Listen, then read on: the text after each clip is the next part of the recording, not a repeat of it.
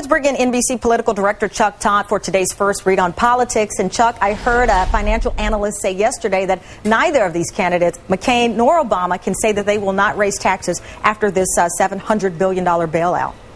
Well, it's interesting. They are both really pinched now. When you think about the costs of Iraq and Afghanistan, those wars, now you throw in the cost of this bailout.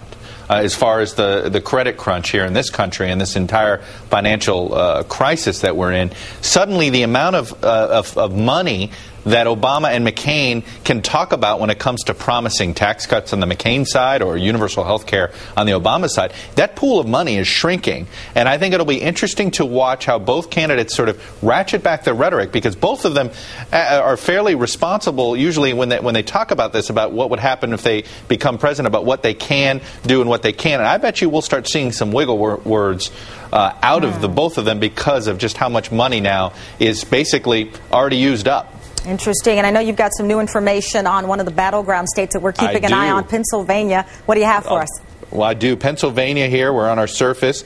Here's the head-to-head. Pennsylvania is a state that we've kept in the lean Obama category. We've yet to see a poll with McCain ahead. But as you can see, just a 2-point difference in this state. And let me show you why here. One is the party affiliation issue. McCain is getting more support among Republicans, 80% here, than Obama is among Democrats, just 72% for him. That's an issue. The largest chunk of undecided Democratic voters, by the way, appears to be two types of Democratic voters. Demographically, they're Catholic. As you see here, that's 12%, McCain winning Catholics, 46-42. Bush won Catholics, by the way, in the state of Pennsylvania 4 years ago, and yet still lost Pennsylvania.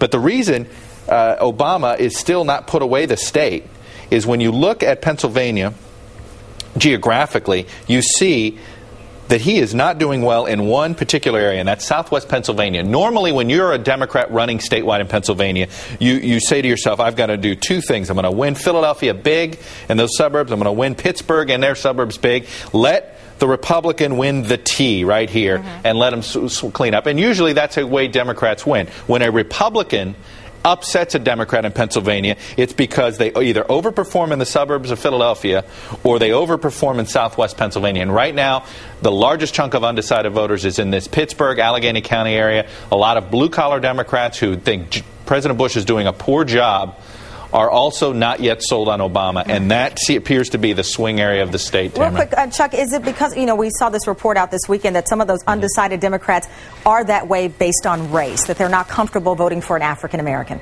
Well, it's interesting. Look, I think that is potentially one explanation. And when you look at, people want to talk about the Bradley effect or the Wilder effect, which is probably a more correct term to talk about it when it comes to seeing polling an African-American candidate over polling in a race. It is possible that these folks are sitting in undecided, but they're undecided for a reason. Maybe they want to vote for a Democrat. They're not yet have decided whether they're comfortable with Obama. And it may be because of skin color, but it may also be some other things. Don't forget, Obama made those bitter comments about guns and religion about Pennsylvania voters. So that could be uniquely affecting him in Pennsylvania, and yet that has nothing to do with race. Absolutely not. All right, thank you very much, Chuck, for the insight on the key battleground state of Pennsylvania. We'll make sure to check out First Read first thing every morning. Just log on to firstread.msnbc.com for the best news and analysis from the NBC political team. And to get all the latest political news delivered straight to your cell phone, text FIRST to 622-639 to sign up for all of those First Read alerts. You can't get them anywhere else.